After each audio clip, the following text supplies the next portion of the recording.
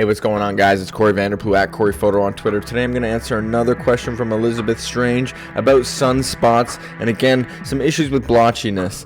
Now, you see here she doesn't want to look like she has a skin condition. She's trying to follow this editing style because she loves it and she loves the authenticity of it, but she thinks it just looks horrible. And how can we remove all the spots without a blurry mess? Now, I just did a video on blotchiness a couple weeks ago, so I'm not going to worry too much about the face. What I'm going to really worry about here is the sunspots on her chest.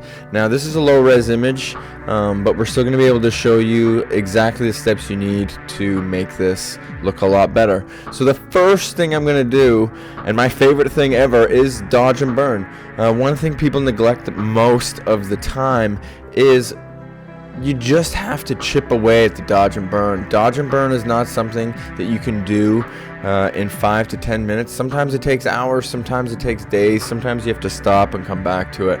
So the first thing I'm going to do here is dodge and burn, then we're going to do some skin cleanup, then we're going to do a little treatment that I call a powder puff. But for now, let's just get into it. First, we're going to do the dodge tool, and we're going to show you how to get rid of the dark spots. Now, again, this is a low res file. I've worked on them before.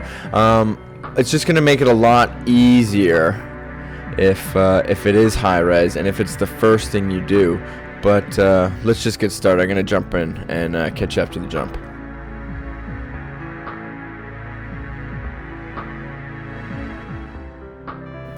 Alright, so after our dodging, you can see that there is actually quite a big difference. You can see that the darks have gone away. Now I'm going to go in and do the exact same thing with the burn tool and get rid of all of these light patches. Alright, catch you after the jump.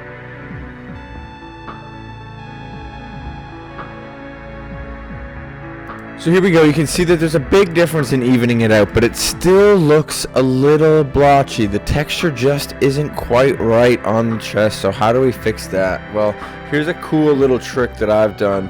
A lot of hardcore retouchers may not like this idea, but essentially I am just retouching this so it looks like plastic. And you'll see that we're going to be working with the opacity on this layer in order to bring back the natural skin texture. So all I'm doing is using the J tool, sampling, and getting rid of all of these dots just so it's kind of turning into a simple, shade, getting rid of all of that texture. And then once that is completely done, I'll drop the opacity. So let me just speed this up quickly. Again, just working it around, trying to get everything nice and covered. You'll see eventually it just turns into this textureless kind of pattern, and that is actually kind of what you want. This looks kind of like I'm a complete amateur here, but again, wait till the end result.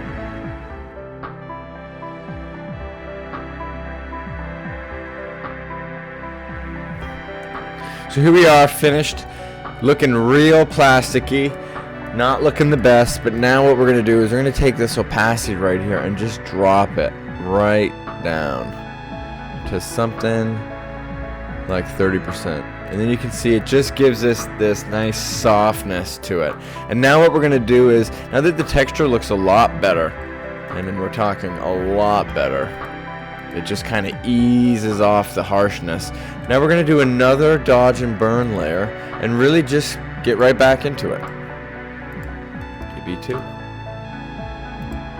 So now what we're trying to do is just go back to our dodge tool.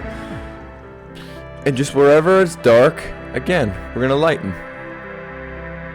Catch you after the jump.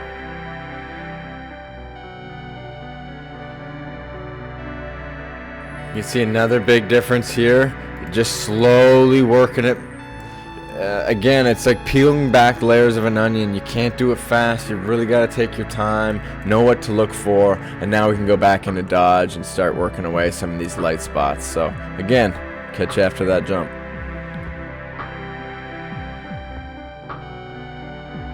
So you can see after this dodge and burn, it's actually made another pretty good leap in terms of clearing the skin out. And now we're going to go in one more time with the healing brush tool and really just try to find things that stick out. You know, not going crazy plasticky, just looking for the things that draw your eye, just the white marks, the single dots. Really trying to focus on the texture here, not trying to make it plastic again. This is just to get rid of the odd thing that really stands out, and that's generally going to be around the edges.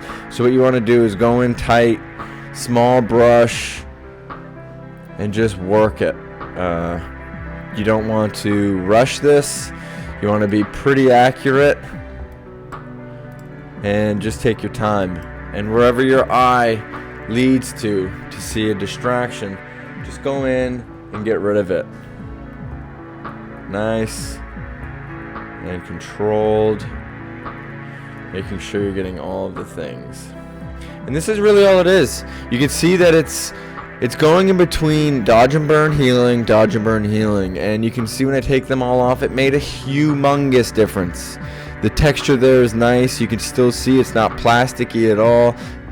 You could go this even further. I like this right here. I don't want to take it too far. And again, I'm on a finished retouch file that has all of the moves. If you do this under your contrast moves and under your treatment layers, it'll look a lot nicer, and it'll give you a lot more control. But as you can see, big difference. I didn't do above this part of the necklace. I really just wanted to demonstrate these methods, and you can see the difference in the before and after. It makes it look night and day, and it makes her skin look pretty flawless. Now you can take these same tips and tricks and use them on the arms, use them on this neck here, or you even use it on the skin. The thing about the face is you always want it to have a little bit of a glow. You see it's a little darker right here, so this could be lifted. A whole bunch of things could be done. But the key is to practice. Do it again. Retouch, start over, try it again. Just chip away at it. But I think this worked out great. If you guys have any questions about this whole process or how anything works, just leave a comment or reach out to contact@CoreyVanderPloeg.com. I'd love to hear your questions, and I would love to answer them for you. My name's Corey Vanderploeg @CoreyPhoto on Twitter and Instagram. Thanks for watching, and happy shooting.